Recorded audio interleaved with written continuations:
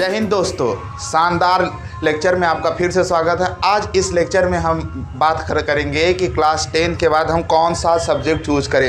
यानी कि क्लास 10 के बाद जो भी सब्जेक्ट हम चूज करेंगे वही हमें पूरे लाइफ में उसके साथ जाना होगा। यानी लाइफ में जो भी साथ दे, जैसे एक माता पिता होते हैं कि जो तुम्हारा साथ अगर पकड़ लेते हैं तो ज़िंदगी भर तुम्हारा साथ नहीं छोड़ते हैं, तो वैसे ही जो हमारा सब्जेक्ट होता है, जो क्लास 10 के बाद जो भी सब्जेक्ट हम चूज़ करेंगे और लाइफ में हम हमेशा उसी सब्जेक्ट पकड़ के आगे बढ़ सकते हैं। तो हमारी कोई भी, पहले तो एक चीज़ है कि कोई भी सब्जेक्ट ख़राब नहीं होती, हर एक सब्जेक्ट की स्कोप होती है, हर एक सब्जेक्ट से इंसान कुछ बड़ा बन सकता है। तो आज के समय में ये नहीं होना चाहिए कि अगर हम ये सब्जेक्ट लेंगे तो हमारा क्या होगा, ये सब्जेक्ट लिए तो फिर हम क्या ही कर सकते हैं। तो यानी केवल सब्जेक्ट की जो चॉइस होती है वही निर्धारित नहीं है। आप जो भी सब्जेक्ट लेंगे, जिस फील्ड में जाएंगे, हर एक फील्ड का आज के समय में स्कोप है।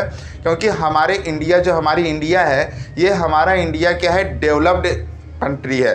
तो इसमें जो भी सब्जेक्ट आप लेंगे सबका स्कोप है।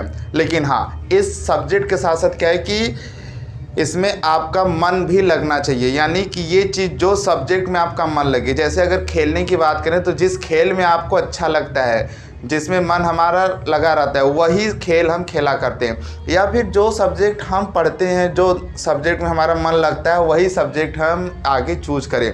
तो आज एकदम ठीक वही टॉपिक पे बात होगी जो आप थंबनेल देख के इस वीडियो को देखने आए हैं। तो इस वीडियो को देखने के बाद आपके मन में कोई डाउट नहीं रहेगा कि 10 के बाद हम कौन सा सब्जेक्ट लें। ये पूरी डाउट आज आपकी ख़त्म हो जाने वाली है।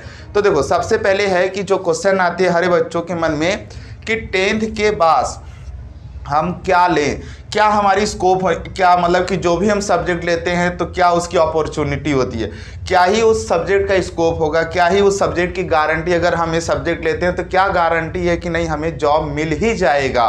और तीसरी चीज़, चौथी चीज़ है कि डिजायर्ड, ठीक है, यानी अगर हम सब्जेक्ट ले रहे हैं तो क्या इसकी डिजायर्ड होगी। तो सबसे पहले जो चीज़, अगर 10th पास के बाद अगर हम बताएं तो सबसे पहले जो आपके मन में क्वेश्चन आती है वो होती है डिजायर।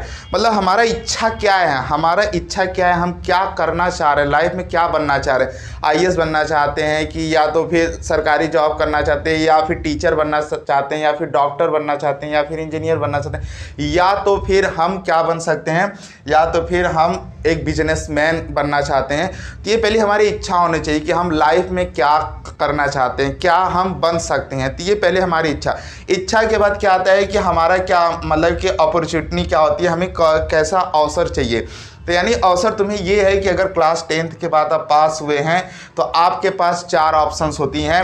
अगर आप एक काम करते हैं, अगर आप आर्ट्स लेते हैं, क्या लेते हैं, आर्ट्स लेते हैं, तो आर्ट्स सब्जेक्ट भी खराब नहीं है। इसमें आप history, geography, economics, political science, हर एक सब्जेक्ट लेके इसमें आप टीजीटी, पीजीटी करके फिर बीए, एमए ये सब करके आप एक सरकारी गवर्नमेंट टीचर भी बन सकते हैं, जिसमें अच्छा खासा पैसा आपको मिलेगा, ठीक है। और दूसरी चीज़, आर्ट्स लेके आप क्या कर सकते हैं, आईएएस, पीसीएस भी बन सकते हैं। और आईएएस, पीसीएस बनने के लिए सबसे ज़्यादा जो इंपॉर्टेंस होती है, आर्ट्स के सब्जेक्ट होती हैं। आर्ट्स के सब्जेक्ट में आपको पूरे हिस्ट्री के बारे में, जियोग्राफी, पॉलिटिकल साइंस, हर एक सब्जेक्ट के बारे में आपको जानना बहुत ज़रूरी है। लेकिन इसके साथ साथ क्या है कि अगर आईएएस, पीसीएस की बात करें तो क्लास 10 तक ही आपको साइंस पूछता है, उससे ज़्यादा साइंस हार्ड नहीं पूछता है उसमें। तो आप आर्ट्स लेके आईएएस, पीसीएस का ड्रीम देख रहे हैं तो आपके लिए सब्जेक्ट सबसे अच्छा होगा।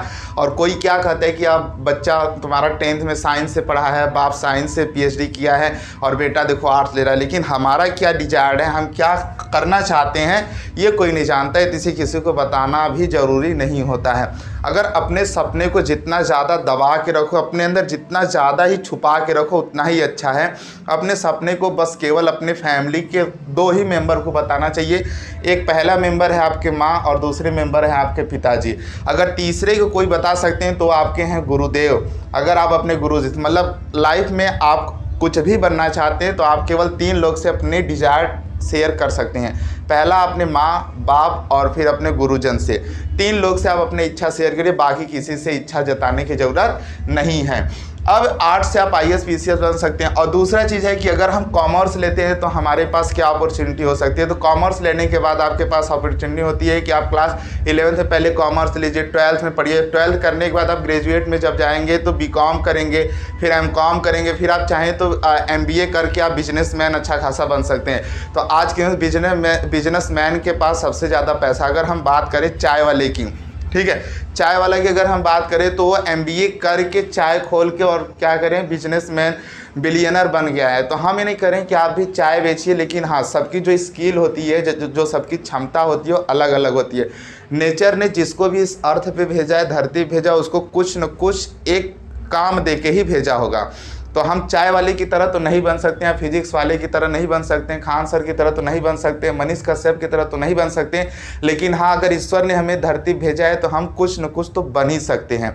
तो एकदम उसकी चिंता नहीं करनी है, जिसमें हमारा मन लगे वही सब्जेक्ट हम चूज करें और फिर उसी सब्जेक्ट को लेकर हम आगे बढ़ें, ठीक है। और अगर तीसरी अगर हम बात करें कि अगर हम मैथ लेते हैं तो मैथ लेने के बाद हमारे पास क्या स्कोप आ सकती है। तो मैथ लेने के बाद देखो बच्चों, एकदम शानदार कि आप अगर मैथ लेते हैं तो SSC भी कर सकते हैं, यानी देश की सेवा आप वर्दी पहन के भी कर सकते हैं, या फिर अगर मैथ लेके आप क्या कर सकते हैं, आप IIT भी कर सकते हैं, मतलब एक अच्छा खासा इंजीनियर बन के आप पैसा कमा सकते हैं, या फिर आप ITI भी कर सकते हैं। यानी कि इसके बहुत सारे स्कोप हैं, मैथ लेने के बाद भी बहुत सारे स्कोप हैं। लेकिन हाँ, केवल आप मैथ अगर लेंगे तो आप कॉमर्स यानी MBA BCom MCom ये सब नहीं कर पाएंगे। यदि आप मैथ लेते हैं तो मैथ लेके आप आर्ट्स में यानी IAS PCS बन सकते हैं। नहीं तो हाँ, बिल्कुल आप मैथ लेके भी IAS PCS बन सकते हैं, लेकिन मेहनत ज़्यादा करना पड़ेगा। कॉमर्स लेके क्या हम IAS PCS बन सकते हैं? हाँ जी, बिल्कुल आप कॉमर्स लेके आप IAS PCS बन सकते हैं, वो अलग ही एक फील्ड है। तो हर एक की फील्ड क्या है, अलग अलग है। तो इसमें जिसमें आपका रुझान उसमें आप आगे बढ़ सकते हैं। मैथ की बात अगर हम करें तो मैथ के बाद हमने बोला है कि आप SSC भी कर सकते हैं, SSC के साथ साथ आप ITI भी क्वालिफाई कर सकते हैं, और IIT जैसे बड़े एग्जाम को आप क्वालिफाई कर सकते हैं। अगर आप मैथ लेते हैं तो अच्छा खासा इंजीनियर बन सकते हैं। यानी बेसिकली अगर हमें क्लास 11 12 में बताया जाता है कि अगर कोई बच्चा आर्ट्स लेता है तो कुछ नहीं करता है, बेकार होता है। अगर मैथ लेता है तो हमारा बेटा इंजीनियर बनेगा, अगर हमारा बच्चा बायोलॉजी लेता है तो हमारा बच्चा डॉक्टर बनेगा, और यदि हमारा बच्चा कॉमर्स लेता है तो एक बड़ा बिजनेसमैन बनेगा। तो ये जो भ्रम होती है लोगों की, ये भ्रम आज दूर हो जाएगा। और यदि हम बात करें मैथ की, तो मैथ में हमने जो बताया तो ये चीज़ें थी। तो ये स्कोप आप मैथ लेके हर एक फील्ड में जा सकते हैं। अगर बात करें बायोलॉजी चैप्टर जो एक सब्जेक्ट होता है, इस सब्जेक्ट से क्या है कि इसके भी अपॉर्चुनिटी हो सकती है, लेकिन आप SSC GD मतलब ये सब मतलब वनडे एग्जाम आप दे सकते हैं, ठीक है। वर्दी पहनने के लिए आप जॉब करने के लिए क्या है कि आप एग्ज़ाम दे सकते हैं, लेकिन हाँ, आपको बहुत ज़्यादा परेशानी होती है। जो बायोलॉजी सब्जेक्ट लेते हैं जो बच्चे, उनका बस एक ही एम रहता है पहले कि उनका जो मैथ वीक होता है। मैं भी जब क्लास 10th में था, 9th में था, तो मुझे मैथ बहुत ही कम समझ में आता है। तो मेरा पहले से ही मतलब ड्रीम था, बचपन से ही था कि मुझे बायोलॉजी लेके ही पढ़ना है। तो मैंने इसलिए बायोलॉजी लिया, और बाकी बच्चों से मुझे पता चला है कि बच्चे इसलिए बायोलॉजी लेते हैं क्योंकि उनको मैथ कम समझ में आता है। और कुछ बच्चे तो ऐसा है कि उनका केवल एक ही ड्रीम है कि उन्हें डॉक्टर बनना है। कुछ बच्चे बायोलॉजी इसलिए लेते हैं क्योंकि उनके फैमिली में सब फैमिली मतलब दादा डॉक्टर है, पापा डॉक्टर है, भाई डॉक्टर है, बहन डॉक्टर है, तो उससे भी बायोलॉजी लेना पड़ता है क्योंकि फैमिली ही पूरी डॉक्टर की होती है। तो ये सब भी होते हैं। तो बायोलॉजी सब्जेक्ट से आप क्या कर सकते हैं, तो इसकी भी अपॉर्चुनिटी होती है बच्चों। क्या होती है कि आप सबसे पहले तो आप एक MBBS यानी आप डॉक्टर बन सकते हैं, ठीक है। डॉक्टर बनने के बाद डॉक्टर बन सकते हैं, या तो फिर आप B फार्मा कर सकते हैं। B फार्मा क्या होता है, इसके लिए मैं एक अलग से वीडियो बनाऊंगा। इसे B फार्मा कहते हैं बैचलर ऑफ फार्मेसी, ठीक है। बैचलर ऑफ फार्मेसी करके आप अपना मेडिकल भी खोल सकते हैं, या B फार्मा के बाद M फार्मा करके आप रिसर्चर भी बन सकते हैं। तो B फार्मा में भी स्कोप है, आप चाहे तो दवा के रिसर्च के फील्ड में जा सकते हैं। अगर हम बात करें कि D फार्मा क्या होता है, तो बच्चों D फार्मा का मतलब होता है डिप्लोमा इन फार्मेसी। डिप्लोमा करके भी आप क्या कर सकते हैं कि अपना खुद का मेडिकल खोल सकते हैं, और किसी हॉस्पिटल को ज्वाइन करके आप उसमें भी अच्छा खासा पैसा को अर्न कर सकते हैं। तो ये थी बायोलॉजी। और अगर आप इसमें से कुछ भी नहीं बन सकते हैं तो आप क्या करेंगे कि बायोलॉजी लेने के बाद अगर आपके फैमिली में इतने सक्षम नहीं है कि आपको प्रिपरेशन करा सकें नीट का जैसे बड़े एग्जाम का, तो आप सिंपल से क्या करेंगे, BSc करेंगे। BSc के बाद आप चाहें तो MSc करेंगे। क्या करेंगे, MSc करेंगे। एमएससी के बाद देखो बच्चों क्या होता है कि ये जितने भी सब्जेक्ट मैंने बताया, इस सब्जेक्ट में कॉमन चीज़ ये है कि आप सब सब्जेक्ट से करके टीजीटी पीजीटी जैसे बड़े एग्जाम दे सकते हैं। अब ये टीजीटी पीजीटी क्या होता है बच्चों, या फिर आप नेट जेआरएफ का भी एग्ज़ाम दे सकते हैं मेरे प्यारे बच्चों। यानी कि आपके पास बहुत सारे अपॉर्चुनिटी है, मतलब आपके पास बहुत सारे अवसर हैं जो कि आप चूज़ कर सकते हैं। टीजीटी का मतलब बच्चों देखो होता है ट्रेंड ग्रेजुएट टीचर, पीजीटी का मतलब होता है पोस्ट ग्रेजुएट टीचर।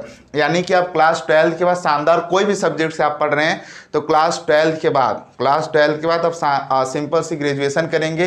ग्रेजुएशन करने के बाद आप बीएड करेंगे। क्या करेंगे? बीएड करेंगे। ग्रेजुएशन 3 साल का होता है, उसके बाद हमारा जो क्या होते हैं कि जो बीएड होता है 2 साल का होता है। 2 साल के बीएड के बाद आपको एक और कोर्स करना पड़ेगा जिसका नाम है टीजीटी। क्या नाम है? टीजीटी, यानी ट्रेंड ग्रेजुएट टीचर। क्या नाम है? Trained graduate teacher. ठीक है बच्चों, क्या नाम है? Trained graduate teacher. तो ट्रेंड ग्रेजुएट मतलब इसका एग्जाम क्वालिफाई करके आप क्या है कि शानदार 10th तक का टीचर बन सकते हैं। कितने तक? 10th का टीचर बन सकते हैं। यदि आप पोस्ट ग्रेजुएट करते हैं, पोस्ट ग्रेजुएट यानी कि आपने बीएससी किया, बीएससी के बाद एमएससी किया और फिर बीएड किया है, तब आप एलिजिबल हो सकते हैं। किसके लिए? पीजीटी के लिए। क्या हो सकते हैं? पीजीटी के लिए आप एलिजिबल हो सकते हैं और आप 12th तक एक टीचर, सरकारी टीचर बन सकते हैं और अच्छा खासा पैसा अर्न कर सकते हैं। और यदि हम बात करें नेट जेआरएफ के बच्चों, तो जिनको बच्चों का सपना रहता है कि मुझे प्रोफेसर बनना है, तो वह क्या करते हैं कि टीचर तक सीमित ना होके वो क्या करते हैं, नेट और जेआरएफ जैसे बहुत बड़े एग्जाम देते हैं। ये जो नेट जेआरएफ एग्जाम होते हैं बच्चों, ये केवल आर्ट्स वालों के लिए होते हैं। किसके लिए होते हैं?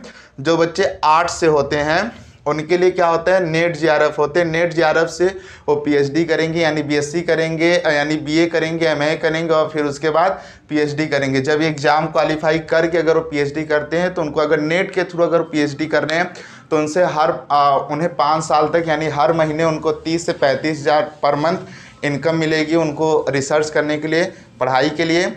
और यदि जीआरएफ क्वालिफाई करके अगर वो करते हैं पीएचडी तो उनके लिए क्या होगा कि उनके लिए भी पैसा मिलेगा पीएचडी करने के लिए, लेकिन उसकी इनकम थोड़ा सा ज़्यादा होगी, 40 से 45 हज़ार होगी।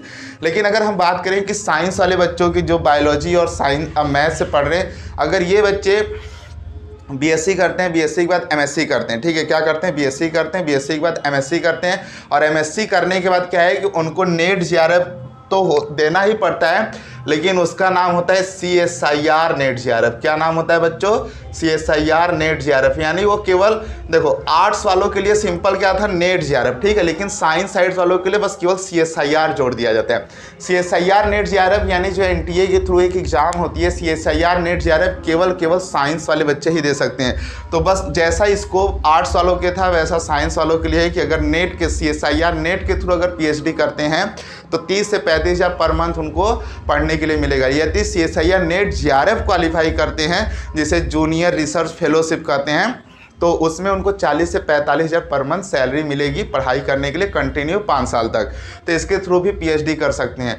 तो आपके पास बहुत सारे अपॉर्चुनिटी हैं और इन सारे अपॉर्चुनिटी का कोई भी गारंटी नहीं ले सकता है। यानी गारंटी की अगर बात करें तो सुनिश्चित कोई नहीं कर सकता है। जितना अच्छा आप मेहनत करेंगे, जितना आप कठिन पूर्वक काम करेंगे, जितने ही हार्ड वर्क आप करेंगे, उतने ही सफलता आपको अच्छी मिलेगी।